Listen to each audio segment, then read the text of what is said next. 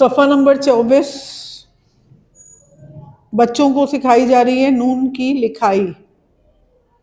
बच्चे नून को की बनावट सीख कर आए हैं लेवल 1 से। तो यहाँ पर वो टीचर उनसे कहती है ये क्या है, वो कहते हैं नून, नून से नाशपाती, नून से नाशपाती। उसके बाद जो है वो बच्चे डॉट पे पेंसिल रखकर और नून बनाते हैं और बोलते हैं नून के पेट में एक नुक्ता, नून के पेट में एक नुक्ता।